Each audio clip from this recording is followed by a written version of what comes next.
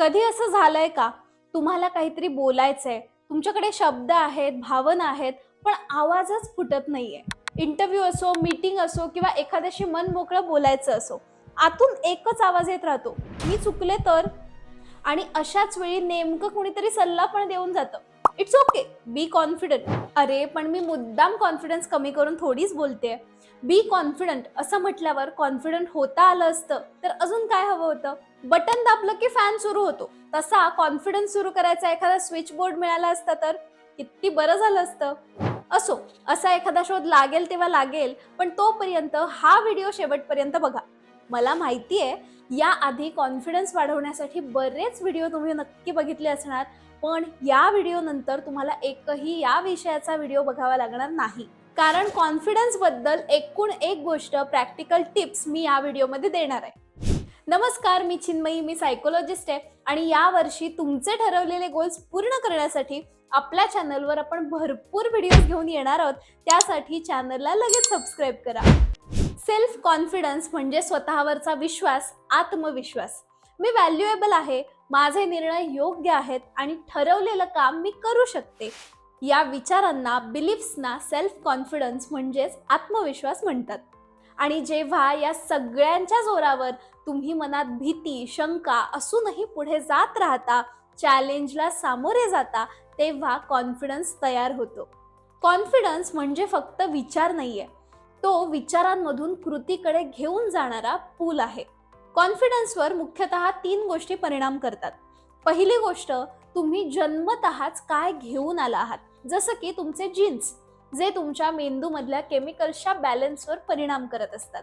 दुसरी गोष्ट, लोक तुमच्याशी कसं वागले, तुमचं एन्व्हायरमेंट, पालक, शिक्षक, समाज, समवयस्क यांच्यासोबतचा तुमचा एकूणच अनुभव.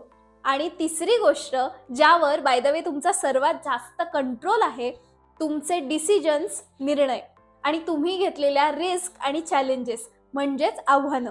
यातही सर्वात महत्त्वाचं, यावर मी पुढे माझा एक किस्सा पण सांगणार आहे ती गोष्ट म्हणजे तुम्ही तुमच्या अपयशांना, फेल्युअर्सना कसं रिस्पॉन्ड करता. या तिन्ही गोष्टी एकमेकांपासून वेगळ्या करणं तर शक्य नाही, पण तुम्ही तुमचा फोकस एका गोष्टीवर सर्वात जास्त ठेवू शकता, तुमच्या चॉईसेसवर. म्हणजेच तुमच्या समोर असलेल्या पर्यायांपैकी तुम्ही कशाची निवड करता यावर. तुमचा कॉन्फिडन्स कमी होण्याचं सर्वात महत्त्वाचं कारण असतं की आपण भूतकाळात केलेल्या चुकांचं गिल्ट मनात ठेवलेलं असतं. त्याबद्दल आजही स्वतःला दूषणं देत असतो. आणि म्हणूनच मी पुन्हा चूक केली तर या विचारातून आपण बाहेर पडत नसतो. यासाठी एका वाक्याचा अक्षरशः भडीमार स्वतःवर करा. माझ्या त्यावेळच्या समजुतीनुसार मी स्वतःसाठी योग्य निवड केली होती. आज ती निवड चूक वाटते, याचाच अर्थ मी आयुष्यात पुढे गेले आहे. या विचाराने ऑलरेडी तुम्हाला खूप रिलॅक्स वाटलं असेल. चला आता काही प्रॅक्टिकल टिप्स बघूया. 1. Instant confidence boost. काही छोट्या छोट्या गोष्टी तुम्हाला लगेच कॉन्फिडंट फील करायला मदत करतात. जसं की एखादं कठीण काम सुरू करण्याआधी स्वतःला सक्सेसफुल इमॅजिन करा. इमॅजिनेशन पॉवरफुल करण्यासाठी मोटिवेट करेल असं एखादं म्युझिक ऐका. ते तुमच्यातल्या पॉवरची भावना वाढवतं. त्यासाठी सरळ उभं राहा, स्ट्रॉंग पोस्चर ठेवा आणि स्वतःसोबत एक छोटा पेप टॉक करा. मला कॉन्फिडन्सची गरज असते ना, तेव्हा मी स्वतःला डार्लिंग, डिअर, बाळा, तर कधी कधी फक्त चिन्मयी अशी हाक मारते. मला पूर्वी मिळालेलं एखादं यश स्वतःला आठवायला सांगते.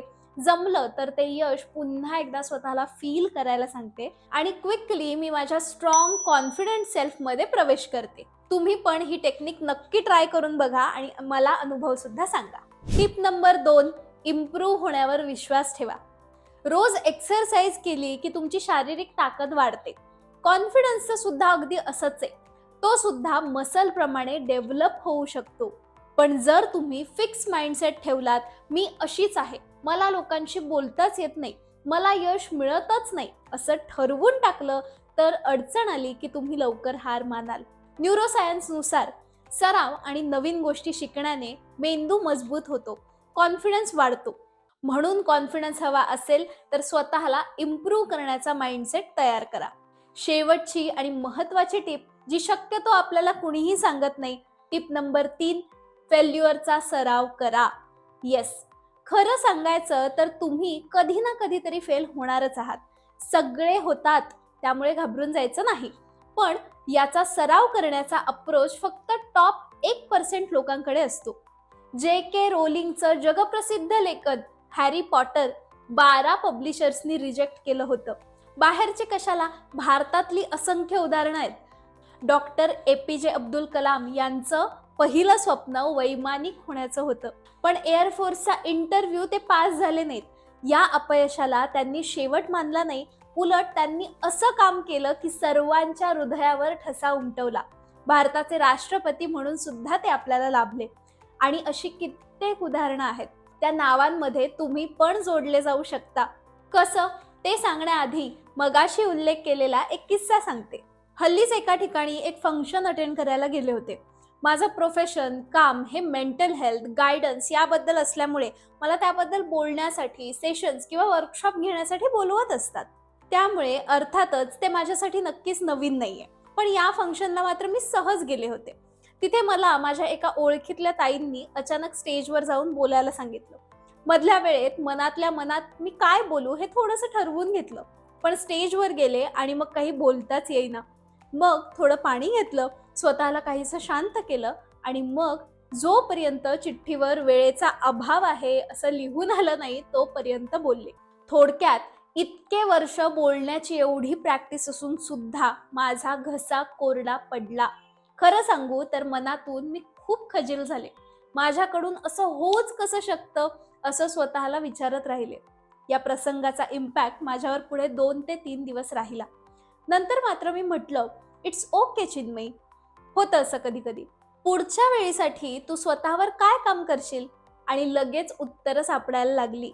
म्हणजे थोडक्यात मी त्या फेल्युअरकडे, अपयशाकडे इम्प्रूव्ह होण्याची संधी म्हणून बघितलं. स्वतःचा दृष्टिकोन बदलला. आणि असं फेल्युअर आलं नसतं तर आत्ता मला जी उत्तरं मिळाली ती कधी मिळालीच नसती. म्हणून या प्रसंगाबद्दल खरं तर मी कृतज्ञ आहे. तुमच्याही आयुष्यात असं कधी काही झालं असेल आणि तुम्ही ती गोष्ट पुन्हा कधी करायची नाही असं ठरवून बसला असाल तर स्वतःला आज एक चॅलेंज द्या. ती गोष्ट पुन्हा सुरू करा. ते काही असू शकतं. इंग्रजी भाषेत बोलणं असेल, गाडी चालवणं असेल किंवा स्वतःचं YouTube चॅनल सुरू करायचं असू शकतं. बाय द वे, माझ्या YouTube फेल्युअर बद्दल सुद्धा मी पुढच्या व्हिडिओमध्ये बोलणार आहे. त्यातून पण तुम्हाला नवं काहीतरी करून बघण्यासाठी किंवा थांबवलेली एखादी गोष्ट नव्याने सुरू करण्यासाठी नक्कीच मदत होईल. तोपर्यंत स्वतःच्या अपयशामुळे तुम्हाला काय काय शिकता आलं ते नक्की आठवून बघा. त्यासाठी आधी स्वतःशी कठोर वागणं थांबवा आणि प्रेमाने बोलायला सुरुवात करा. भीती वाटेल, पण इट्स ओके. शेवटी भीती वाटत असतानाही पुढे जाण्यालाच कॉन्फिडन्स असं म्हणतात. आणि पुन्हा पुन्हा पडून सुद्धा स्वतःला उभं करून योग्य दिशेने प्रवास करत राहणाऱ्या व्यक्तीला काय म्हणतात ते तुम्ही मला कमेंटमध्ये सांगा. भेटूच पुढच्या आठवड्यात. तोपर्यंत काळजी घ्या. धन्यवाद.